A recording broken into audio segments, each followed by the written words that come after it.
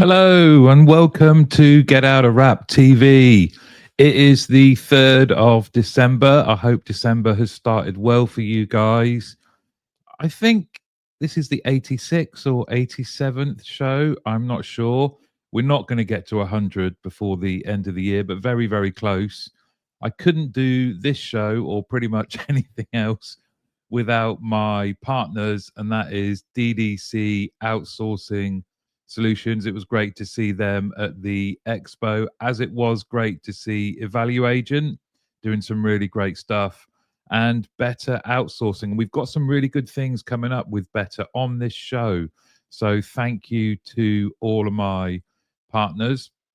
Now, if you are a viewer that's been on watching this show regularly, or you are brand new, do not forget to come in and say hello. If your comments are not showing, I'm not ignoring you. You just have to refresh LinkedIn. Don't go anywhere, but just come back. Now, we've got a great show lined up for you today. Very, very special guest waiting in the wings. It's apt that this guest is coming on towards the end of the year because we've spent the whole year using his material for a key part of the show, which you all love.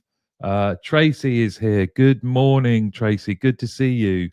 Um, let's start with, we always like to get to know each other. Oh, and Catherine as well. Hello, Catherine. Hello. How are you doing? I hope you are loving life at Fab with the amazing Double G. Let's start with, shall we? Because he's a bit of a terror, I think you've all got to know Hugo. Uh, oh, Buenos dias, the main man when it comes to psychology and culture in business. Danny Wareham, the fastest fingers on this show as well. He is rapid with the comments and they're always insightful. Alan, Alan is here. Hey, Alan, how are you doing? How is the golfing world? Head of Contact Center, the place to go if you're interested in golf. So, oh, yes. Good morning. Rob is here from aforementioned Evaluagent, owner of one of the best comments that we have on the show as well, which I'm sure will appear at some point. Mark, hello, Mark. How are you doing? Morning, all. Great to see you, my friend. So, yeah, you've all got to know my pet, and I'm loath to say his name because he'll just badger me for a walk. But what pets do you have? Tell us all about them because you may not know because I focus on my dog friend, but we also have two cats as well. We have Bella, who is an anxiety riddled pain and a mess. She's very cute looking, but she is temperamental as hell. Um, Always at the vets. And we have another cat called Whiskers, who's far more chilled. They don't like each other, if I'm honest. So Danny is kicking us off. No pets here. I grew up surrounded by dogs. We had 16 at one point in a 4-bedroom council terrace. So I've had my fill of pet hair and slobber. 16. Wow. No wonder you haven't got any any more pets now, Danny. How did you even remember all their names? That is amazing. I don't think anyone's going to beat that. Oh, Dan Cohen of Nespresso. Now, hey up, mate. That was me talking Northern Dan. You will train me eventually. Dan is going to be. We've recorded a brilliant episode of the podcast with Dan. For those of you that don't know, Dan, award-winning leader in contact centers, then jumped at the opportunity to actually lead all of Nespresso's logistics. And they do a sterling job. Although, Dan, I do need to speak to you. My machine's broken. Oh, Marianne is here. Now, Marianne, by all means use this show to let us know you have launched your new and exciting venture.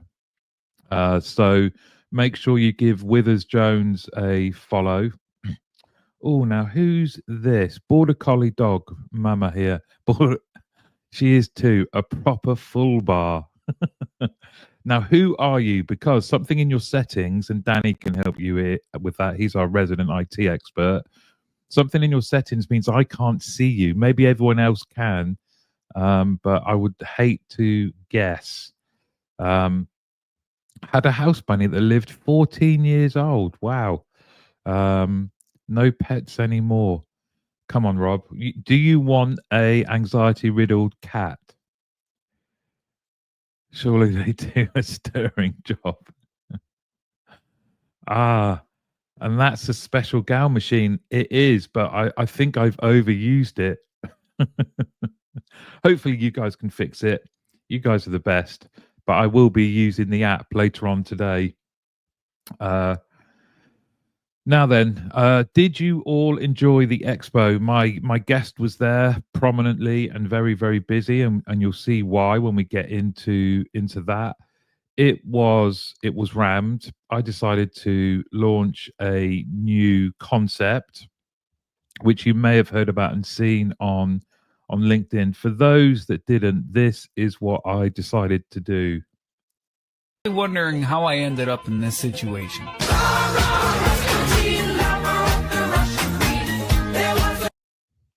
That's right. I decided to wear a dinosaur suit. Um, I have to tell you, yeah, I thought there's no way there's going to be another dinosaur at the show. And I was talking on day two. On day one, I was chatting to someone, and out the corner of my eye, I saw someone in near enough the same suit. And I thought, how on earth, what is going on? Why is there another dinosaur at the expo? But when I was doing my talk in that suit, which was extremely hot, by the way, I think I lost half my body weight in there. The other dinosaur was walking around behind the keynote theater, and people thought that was part of the performance, and asked if actually, and I don't know if he's watching today, but they thought that maybe Pete Dunne was also in that suit. Which no, it wasn't. It was just the most bizarre of coincidences. Um, okay, Danny is asking Rob, what is the secret to the house bunny's long life?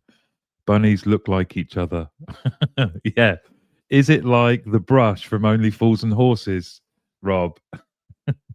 Morning all, Scott's here. Yes, WFM expert and all-round legend. We have 4 cats that allow us to share the house with them. That's very decent of them, isn't it? Um, yeah, I've had Whiskers I've Hugo, but he still sometimes looks at me like he'd scratch my eyes out for no reason. Had an insane cat, says Rob. When I was about 11, I'd wake up with it scratching my face. No more cats. Marianne says, sorry, no pets. Lost our dog Spencer 4 years ago. He was the best. Have lots of friends with pets, so I nick theirs. That's probably the way to do it, isn't it? Get the fun times. And I'm sure you still miss Spencer. Okay, now then, let's get on. You don't want to hear me witter on. We have a very special guest oh, hold on. Tracy, I don't want to miss you out. Had 2 cats, Starsky and Hutch. Oh, great names when I was a kid, but developed an allergy to them in later life. Oh, that is a shame. I might say I've suddenly developed an allergy to grey cat. Yeah, that gets me on in this house. I wouldn't be very popular. Okay. Morris. Morris is here. Hi, Morris. How are you doing? I thought there were a lot of dinosaurs in terms of technology and, of course, people like me. Morris, your insight is never old, though. That's the thing. And neither are you, my friend. Come on. Still fit as a fiddle. Rob, Bunny used to eat a full plant of herbs every day, especially loved thyme, inhaled the stuff. That must be the secret. And Danny agrees. Yeah, fab names, Tracy Newton. Did they sleep on a Ford Torino bonnet too? Really living up to their names. Okay. Whoa, hang on. I've started something here. 20 plus rescue cats and dogs. Wow. You and Danny can compare notes. I never thought we'd see anyone with more than 16, but Morris is the current champion. And good on you. Good on you. You should go to Istanbul. There's about 4 million cats just knocking around that city. Right. Without further ado, I'm going to use a video that you all love. as a little clue as to who the guest is.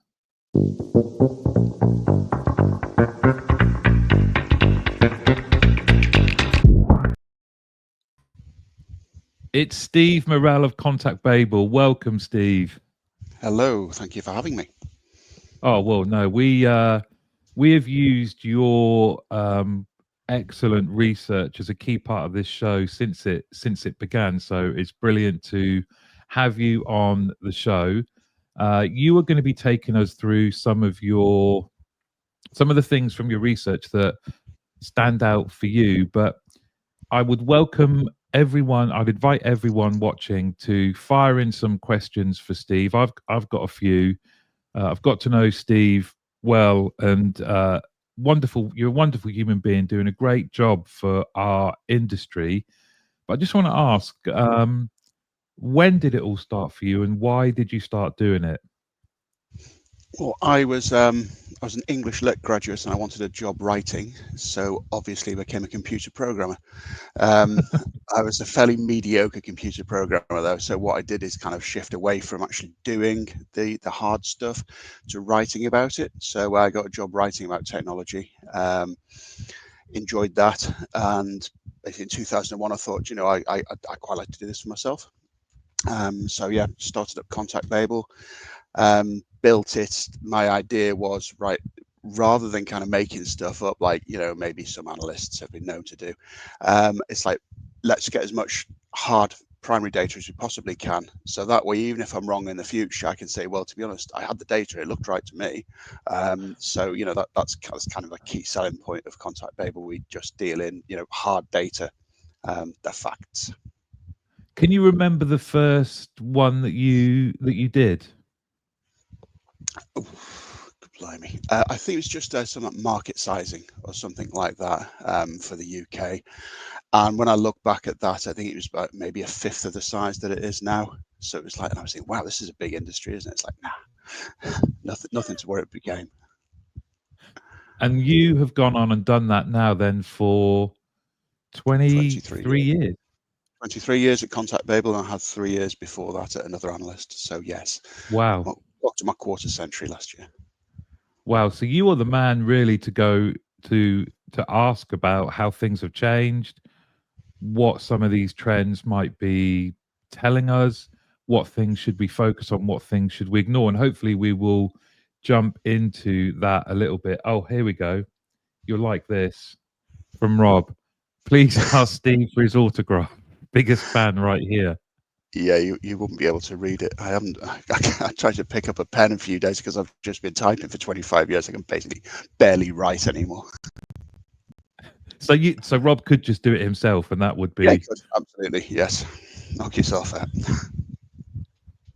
Now let's have a look then. We're going to add, in the read along style, we're going to add your presentation in here. And as a throwback to pandemic times, I will be guiding the slides. So expect to hear Steve say, next slide, please. Okay, so yeah, just for those of you who don't know much about Contact Babel, as I said, we interview 400 contact centers, 2,000 customers a year in the UK. We also do the same in the US, so we kind of mirror our research as much as we can because it's interesting to kind of compare and contrast. This means we can put out more than 50 reports a year. Pretty much everything's free. It's downloadable from the website, so go on and fill your boots. And it's, as you would hope, after 23 years, it's getting increasingly widely known, read by more than 1,000 UK organisations. So we cover pretty much every element of contact centre and CX.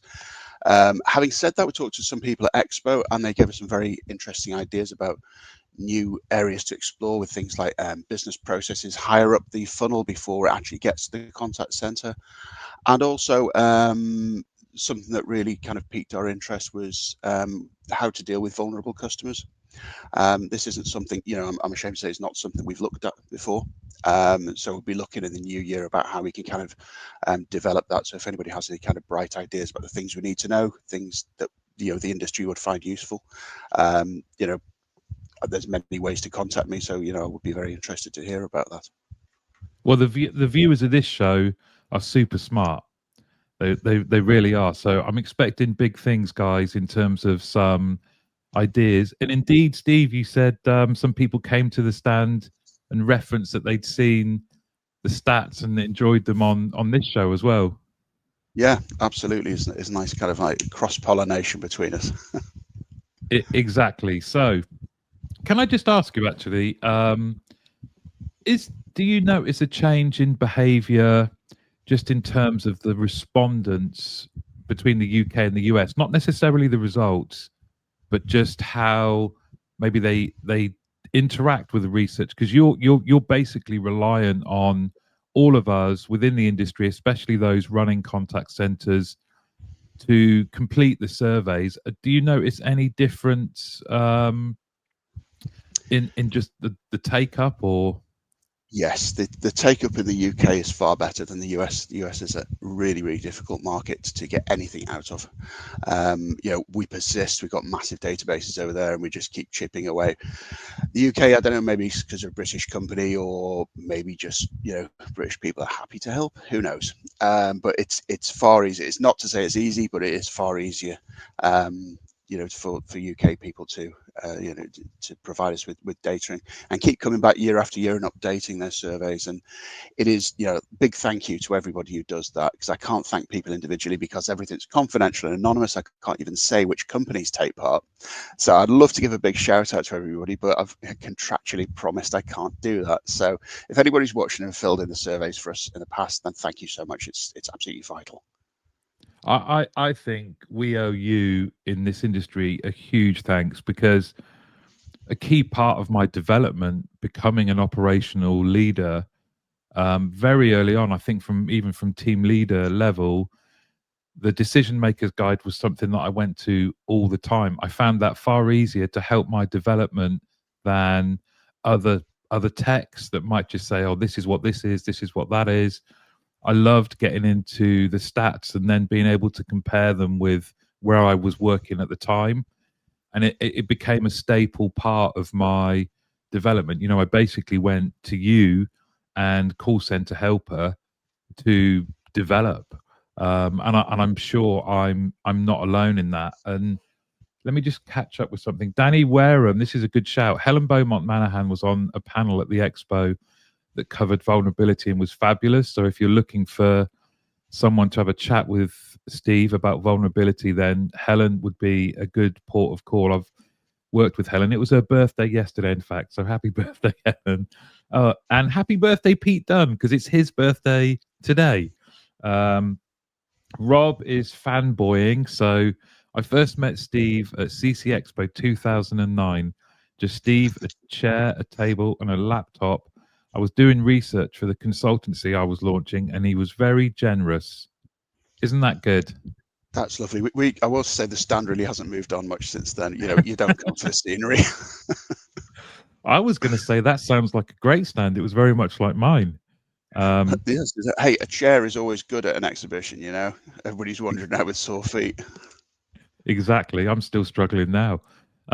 Morris, I couldn't agree more. Morris Pentel, we do owe Steve a great deal as in this industry. His impact has been profound.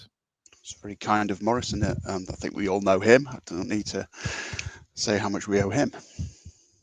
True. Now, something for you to consider, Steve, before we crack on. Spencer, who is a great champion of people within our community who are disabled. Spencer is deaf, is very, very good at kind of reminding us of that key strata of both our customers and our colleagues. So Spencer says, with rising complaints from disabled and vulnerable customers, how can contact centers leverage technology and training to ensure accessibility, empathetic engagement, and compliance while effectively addressing diverse customer needs? That's some question. It is. Yes, and I will hopefully be talking to you in a few months down the line with an answer to that. This is, like I said, this is something which we haven't looked at yet, but which, it was a surprising number of people actually came to the stand and said, "Have you got anything on this?" And I'm like, "No, I haven't, not yet." let me go away, let me talk to a few people, and find out how best to kind of engage with the people that help us with surveys, and find out what the industry needs, and try and raise awareness, and actually be able to say this is the reality of how we deal with vulnerable customers at the moment.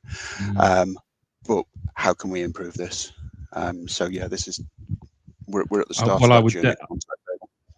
I would definitely recommend Spencer as someone to speak to. And Marianne is also suggesting Elaine Lee does a lot in vulnerability. She would be a really good person to speak to. Thank you, Marianne. Yeah, and agree. Elaine's great. A question for you, and if memory serves, we will come up to this in a slide. But so let's just pin this one. Yeah. How do you feel that AI is going to affect the contact center world? So you can either answer that now, or we can. Let's Okay. do it in order. Let's do it in order. Let's So what I move want on. to talk to is kind of three issues, because we cover an awful lot of ground in the company, in the research.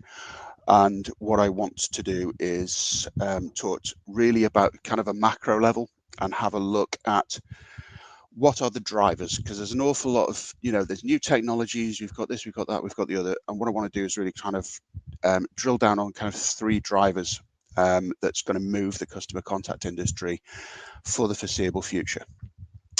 So rather than look at how can we trim 10 seconds off a call, which is obviously useful and possibly a story for another day, it's more about what's got us where we are, and what's pushing us in the direction in which we're moving. So what I'd like to do is have a look first at the customer. What does the customer want? What is a good customer experience? What really matters to them? So these are hard stats based on our interviews with thousands of customers every year. We tend to ask the same questions every year, because not because I lack imagination, but because we can track stuff over time that way, and we can say, yes, this is the direction things are definitely heading, rather than just kind of flit generally and say, well, this is interesting, isn't it? And moving on to the next thing. So we say, no, this is definitely true. This is something that's definitely true. The most important factors to customers when contacting an organization overall are two things, come up again and again. First, contact resolution. Answer the question first time, so I don't have to call you back. And just as important to that, don't keep me waiting too long. This kind of applies to the vast majority of customers. So what I mean by that is we segment by demographics. This is from the UK Customer Experience Decision Makers Guide. Came out a couple of months ago.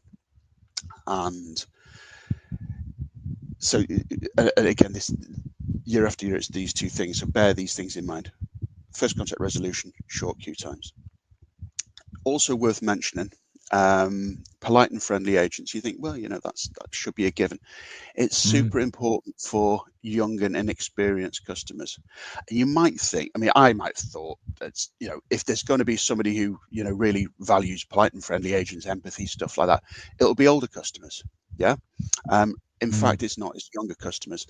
I've got four daughters, two of whom are at university, and they're terrified about picking up the phone and say ringing the bank or doing that or something like that. You virtually have to sit there and hold their hand while they're doing it, because they're not used to doing that. They're not used to communicating voice, with somebody on a phone voice. So when they come off it and the person's been really nice, they're like, oh, wow, that was amazing. What a great kind of, they don't use the word customer experience because they're not sad and old like I am, but they do really value it, whereas I kind of expect it. So that's quite an interesting thing. So anybody dealing with the kind of young customers, maybe it's not quite what you think. It's such a great call out, because as soon as I read that, like you, I've got young adult children, and seeing them thinking about that they might have to talk to anything to do with their car or their job or travel or a shop. You're right, there is a level of nervousness there. And what a great reminder for people in operations right now to say to their teams, let's have a think about this. Let's have a think about when someone comes onto the call and we can see that they're young, maybe they're calling for the first time, they haven't had the service, the policy, the product long, let's make sure we're really holding their hands and just kind of being gentle with them and reassuring. You know, it's a great reminder. It really is. Something else that's worth bringing out on the text there is that the fairly large majority, 72% of customers prefer speaking to a person rather than using self-service. And this question was like, we asked them if the time and the outcome was the same, would you prefer to talk to somebody or to use self-service? So that's time and outcome. So say it takes 5 minutes and you get the job done at the end. They'd rather spend 5 minutes talking to a person than 5 minutes having a look around on a website, typing stuff in, trying to do things. I was quite amazed by that because I did actually think that self-service would be seen as kind of preferable. Now, of course, if self-service is being done properly, then the time and effort isn't the same. The time and effort is less for self-service than it would be for the phone. So, that's the way to read that question. All other things being equal, what would you rather do, person or phone? And that applies to all age groups, not just the kind of older age groups. So that's really interesting. And the thing I wanted to bring here is the thing in gold at the bottom there, which is telephony remains the gold standard for customer service. Don't let anybody tell you, oh yeah, everybody prefers self-service. It's all moving away and we won't need voice agents. And even if we do have voice agents, they'll all be bots. No, definitely not. Can we have a look at the next one, please? We can. Can I just Yep. One thing that's fascinating, around 72% of customers preferring to speak to someone if the context was the same. I wondered, do you think if you surveyed purely people that have worked in contact centers, you would get a different result? Yeah, we did. So we asked the contact center managers this question as well. We asked them what their customers would prefer, what they thought their customers would prefer. And there was I believe, a slight preference for self-service. They thought there'd be a slight preference for self-service. It's roughly 50-50, maybe 55-45 in favor of self-service. So people who worked in the contact center did think their customers would be more up for using self-service. And I wonder if that's because being in the industry for so long, I think it's had an impact on me that I don't like using the phone. Yeah.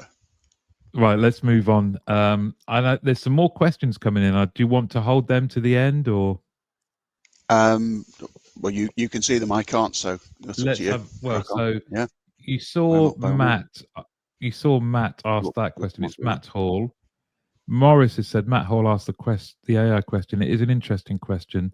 I wonder if you can track how many interactions are treated by AI. Mm-hmm.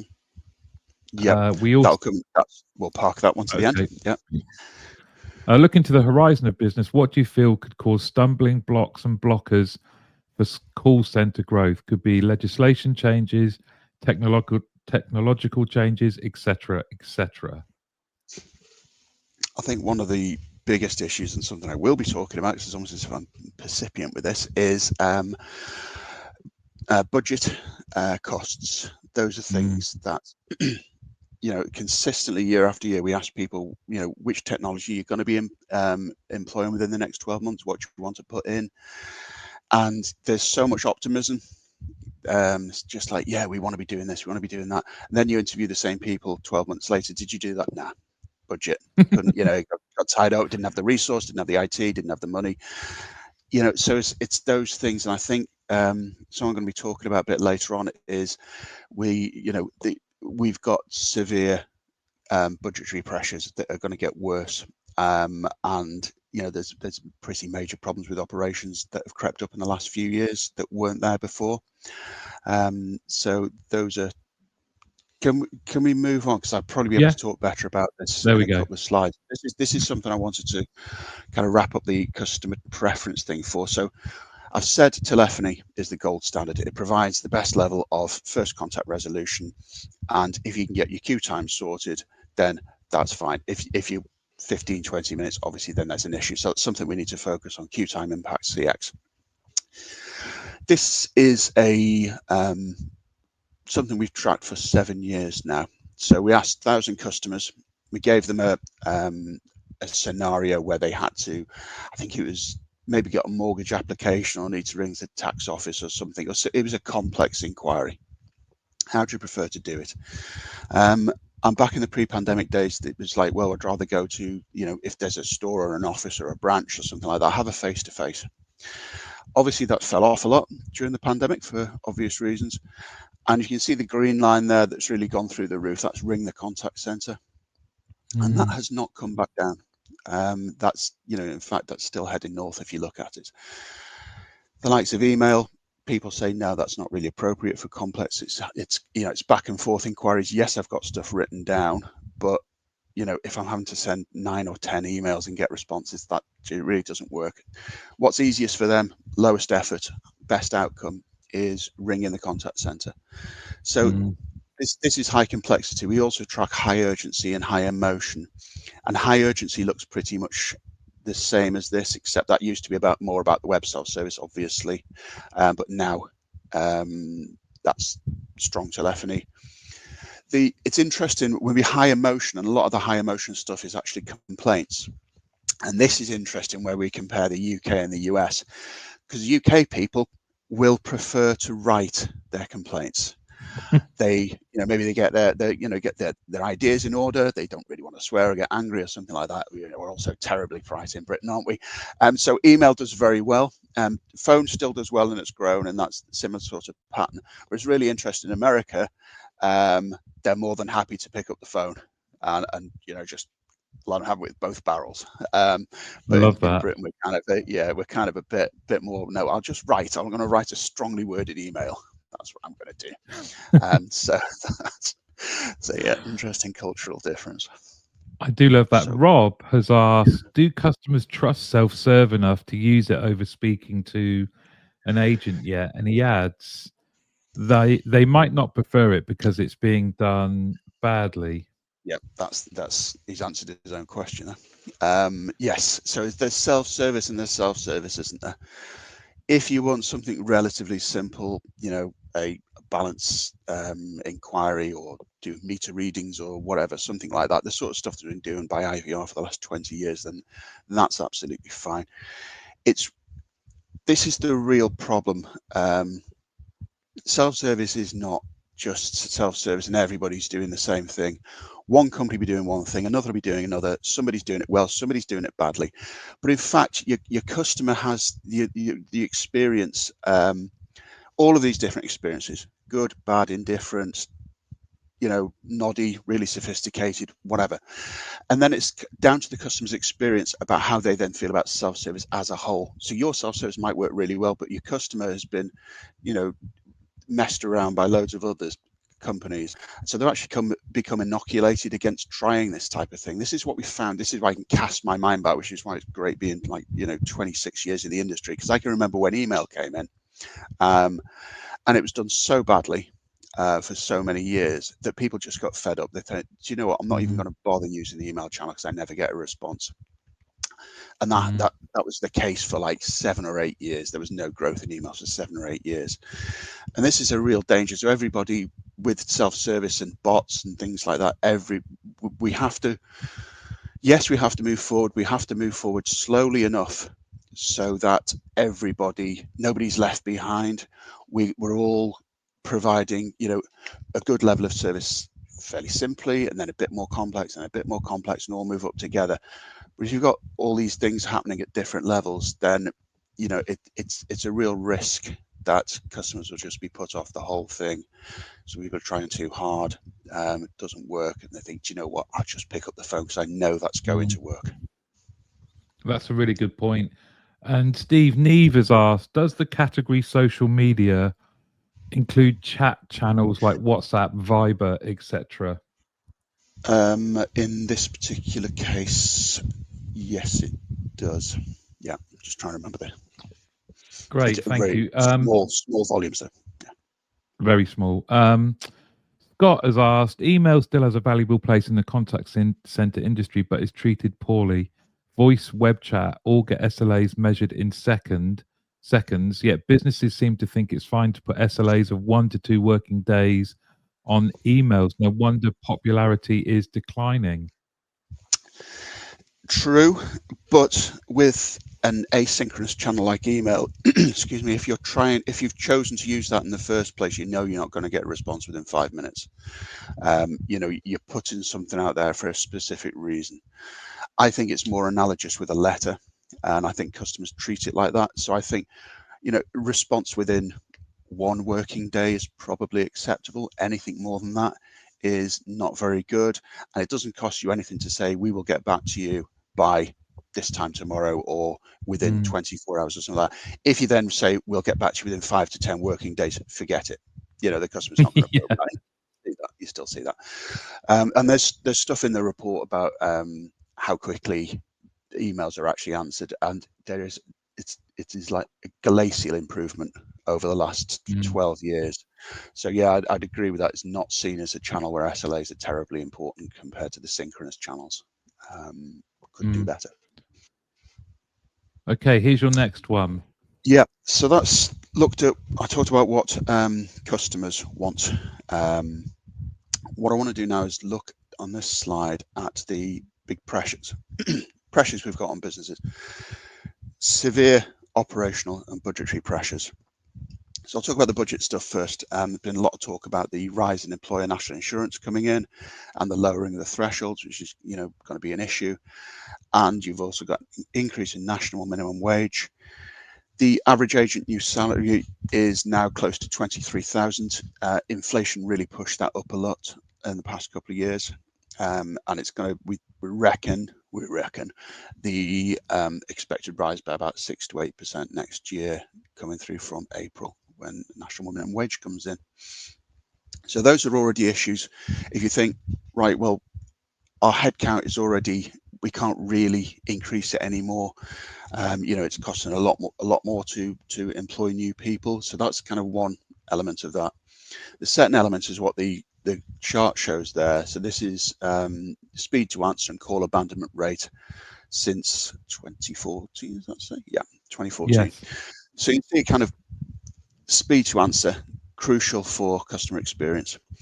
It's bumbled along around the 30 to 40 second mark for a number of years. Before that, going back to, we tracked this since about 2003, it used to be about 25 seconds and people still moaned.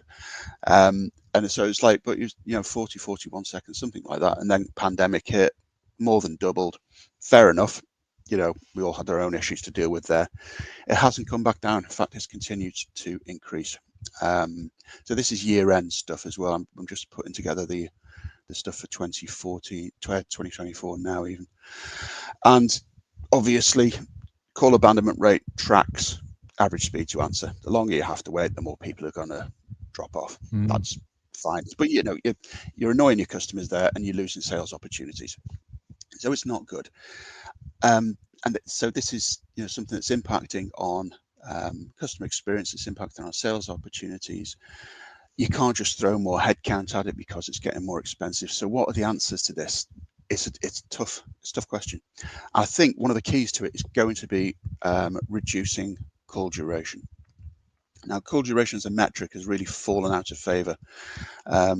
20 years ago, it was kind of the key thing that people measured because it was an easy thing to measure. It's directly impacting on cost, and it's something that the senior management can say, oh, your calls are taking too long, make them shorter, we can cut costs that way. Yeah, really simplistic. Now we moved away from that, and that's great. So, but the longer you talk, and I didn't put the slide in here, but call durations have gone up and continue to go up year after year. The easy stuff goes to self-service. The more difficult stuff takes longer. It goes to phone. This isn't difficult. The impact. So what I'm saying is that we have to look at a way of reducing call duration, which will lower queue, lower call abandonment rates, but do that without impacting customer experience and any upselling, cross-selling, relationship building. And this is where I think AI, which I'm going to be talking about next, comes into that nicely. This is where AI can really help, I think. So there's loads of time spent within the call, flicking between screens, looking around for things, pauses and things like that. So if we can have everything on a single screen, the AI is listening in, understand what's going to happen next because it knows what happens on these types of calls. We can bring the information for the agent there. We have the co-pilot, the agent assist helping. If we can do trim time off customer authentication at the front of the call as well, then that will really help. Because 40 seconds to 45 seconds tend to be spent on customer authentication. There's nothing in it for the customer. It's really boring, and the agent has to do this 70 or 80 times a day. So if we can trim that, great. And then we have stuff that can help post-call as well. So auto generation of notes, kicking off processes in the back office. So things that can trim the wrap, in fact. So there are lots of opportunities before, within, and after the call to trim that down without damaging customer experience, and in fact, possibly helping it. But I have whole reports about this stuff, so I'll leave it there for now. It's very insightful. Let me just catch up with a couple of comments. And Spencer, I will come to some of your other ones as well at the end. I use email all the time because I don't always want an instant response. If I wanted that, I will use live chat, says Marianne. Email is very good at times, and if managed well, is a great channel. And now, just in relation to this slide, Neve has said it would be interesting to see average call volumes against this chart. We don't have call volume. It's not something that easily you do really do it at a whole industry wide level, putting in, say billions of calls or something like that against it. In fact, what we've done is we've got call duration, and call duration has risen, and that's again tracks these things as well because they're all very much interconnected. In terms of overall volumes, they haven't come down a great deal. So while we don't actually say there are this many calls, we do say the proportion of interactions, this many are calls, this many are emails, etc. And there was a big drop in live voice. It used to be about 90% in 2005. It's now about 63, 64%, and that's been very, very steady for quite a number of years now. And Rob has asked, has CSAT NPS effort improved at the same time as the call length going up? To be honest with you, we don't have a vast amount on that. I think this is because sometimes we get different companies surveying us. We survey different companies year on year, so kind of comparing NPS one year to NPS the next year, you really have to be dealing with the same company. So I don't have a straight answer on that one. Sorry. I've got a comment here from Mark. Thank you, Mark. Great slides, timely with benchmarking and business planning season here. Interesting point around talk time increasing. Hopefully aligns to increase of CSAT. Yeah, I mean, I think the CSAT. I always think CSAT, NPS, and to some extent first contact resolution. In fact, to a large extent, first contact resolution are internal metrics, really. So you change something within your business and see if that changes, rather than kind of an industry-wide type of metric. So, for example, first contact resolution, it's really difficult to compare that between contact centers because they all do different things. So if a contact center doesn't have any self-service, then their FCR is going to be really high because they're dealing with loads of simple things really easily that they don't really need to do that. So FCR being high in itself is not a good thing. It's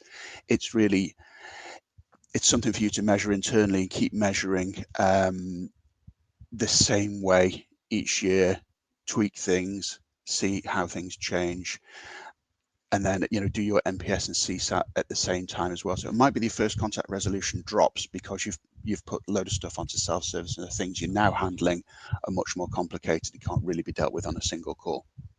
So it's not to say high FCR is good. And obviously within that, you also then go and track your NPS. So even if your first contact resolution comes down, your NPS is going up, your CSAT's going up, then it's obviously a sign that your customers are, obviously pretty happy.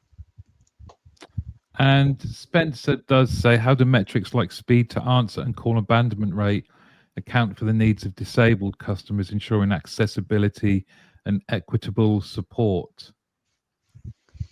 Again, that's something I don't have a comment on because we've not looked at it yet.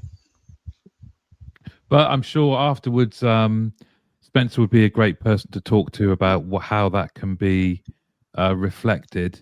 Now, It's on moving my list. on then. You're on the list, Spencer.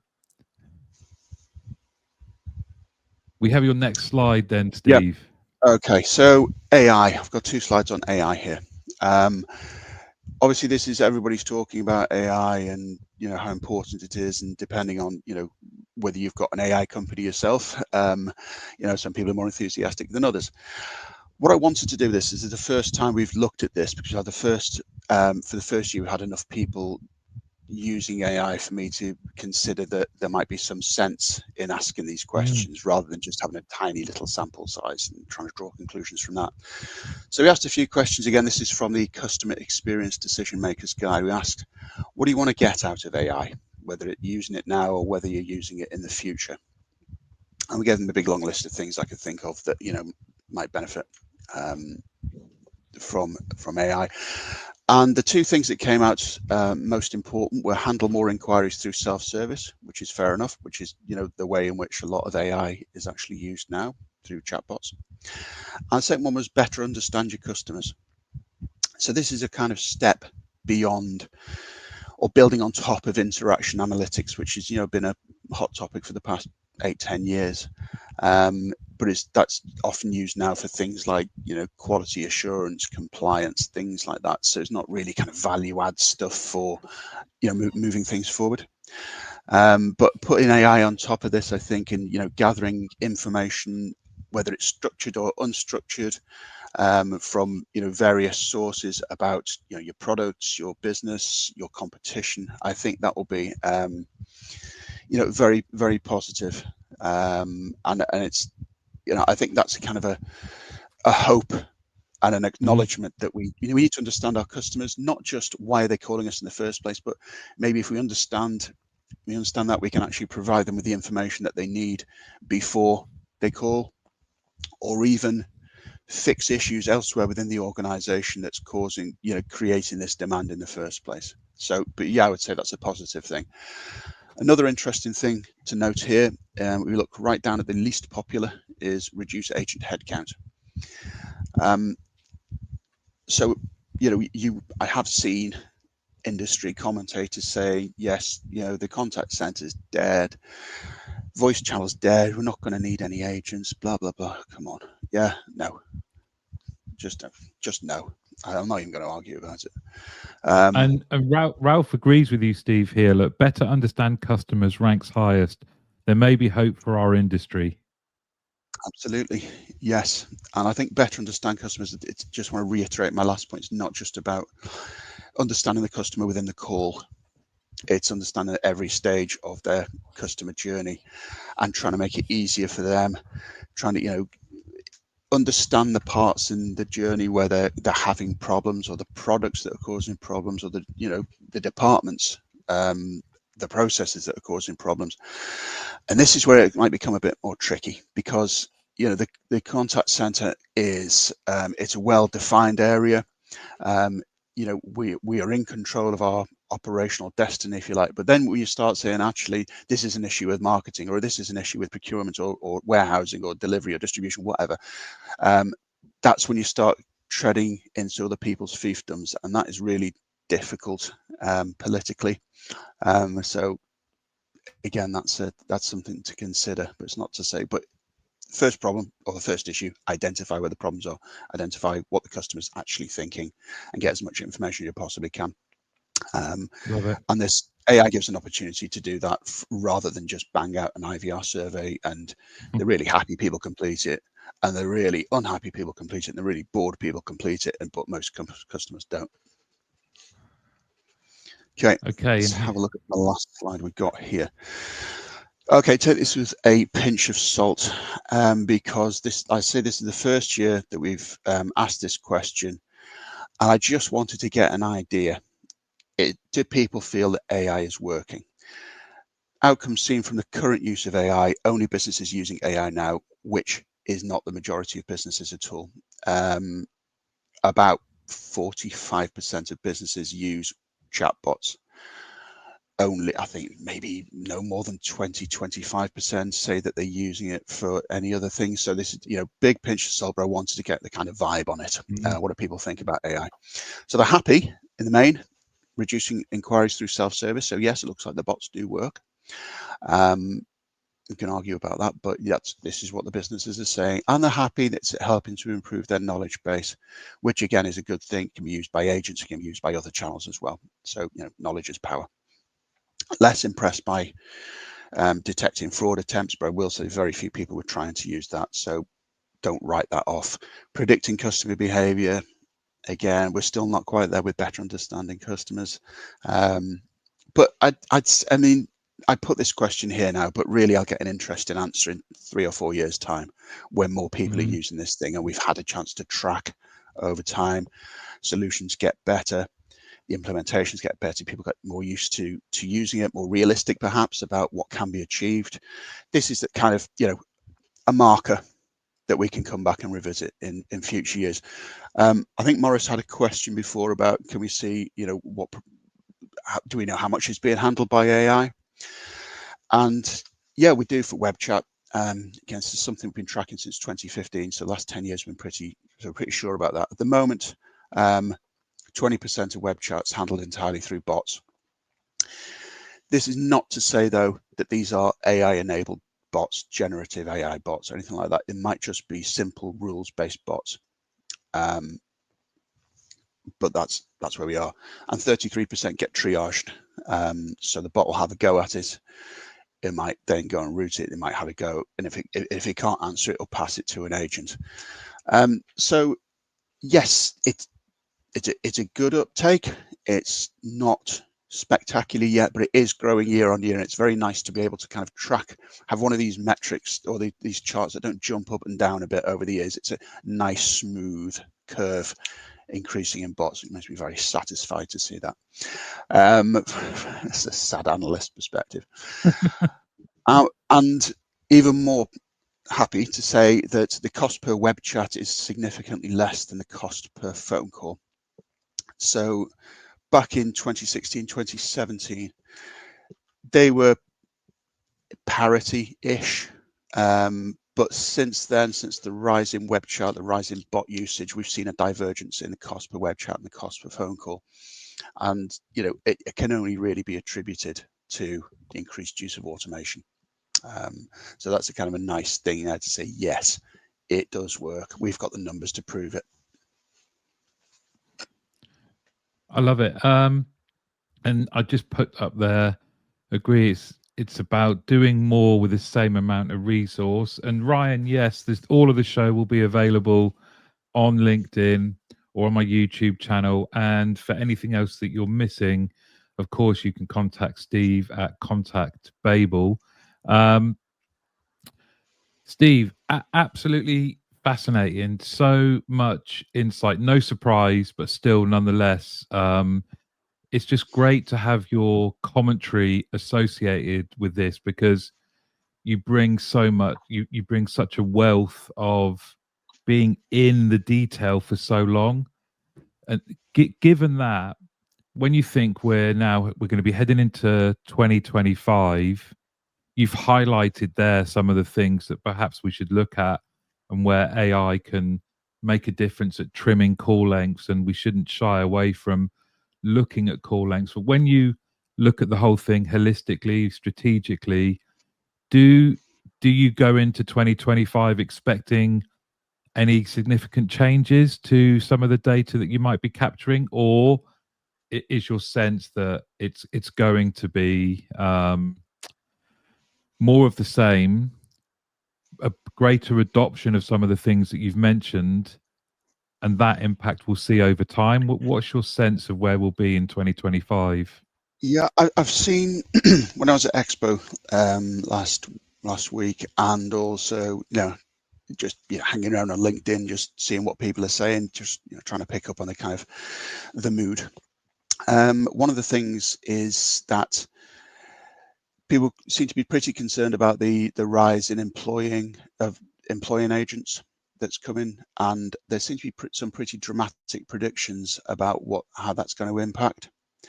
in particular. Oh, there's going to be lots of jobs going offshore. It's like, big companies looking to, decimate their workforce and things like that. Now, look, I'm going to say I've been around quite a while with this, and I've seen the first wave of offshore, and I've seen, automation and things like that. And something that strikes me is that the industry has an awful lot of inertia, and that means that, there are massive investments have been made in people, process, technology, buildings, expertise, customer experience, your brand, the way people think about your company.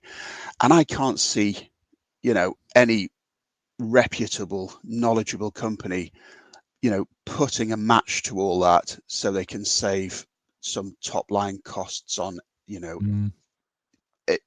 I just can't see that. I mean, I may be completely wrong.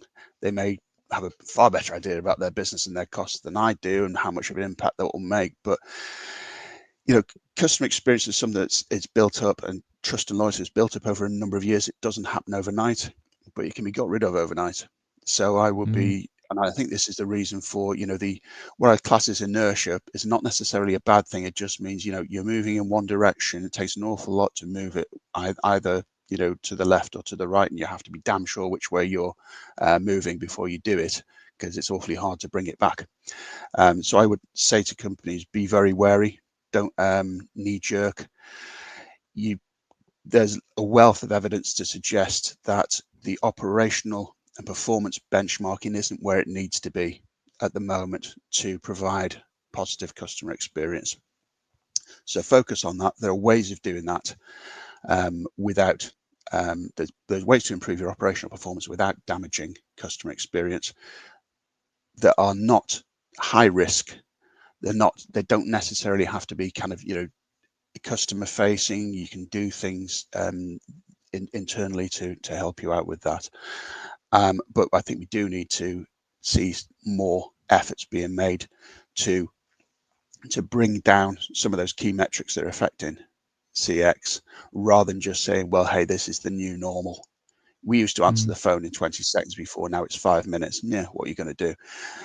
It's not good enough. And it's not, but you can't just throw headcount at it for reasons I've talked about. It's hard enough finding the right people, let alone then from finding the budget as well. But yeah, I'd say I wouldn't expect any dramatic drops in headcount, for example. And I do think that a lot of the AI tools that are available now are extremely exciting. It will be very interesting to see how they are implemented in the future. And if you're not doing AI yet, don't worry, most people aren't actually doing it either. But it's definitely worth finding out more about and then dipping a toe in the water. And there's many different ways in which you can do that at, relatively low risk. I love it, Steve. Let me just catch you up on a few things. So Morris, two great guys in a proper chat. Nice. Thank you, Morris. Tracy, brilliant session. Thank you. Rob, awesome session. Thanks as always. I think Rob will be adding some more pictures to his shrine that he has to you, Steve. I'm not worried. You're worried. Marianne, absolutely brilliant. Thank you. Really enjoyed this session. Would be great to have a chat with you soon. And Spencer, I wish we could stay a bit longer to listen to these two amazing speakers. Well, Spencer, I will defer that to Steve, because I've just nodded along and taken on board everything he's been saying. And Neve says, love this. So Steve, from me and from everyone watching, thank you so much. I think it's been such a good session. We'll definitely have to do another one to again pick out some of the things, because you've shared so much here that it is it's great insights, and we've all benefited from it. So thank you very much. Thank you.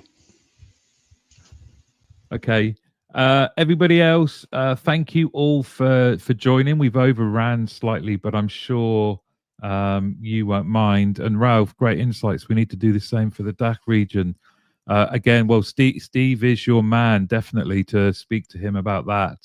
Thank you all very much. I hope you can all join me next Tuesday. So I will see you all next Tuesday. Could you hear him? That was Hugo telling me it's time to go for a walk. Bye-bye, everyone. And thank you, Steve Morrell from Contact Babel. If you want to find out more, please do get on the website, but get in touch with Steve on LinkedIn as well. But thank you, Steve. Bye, everyone.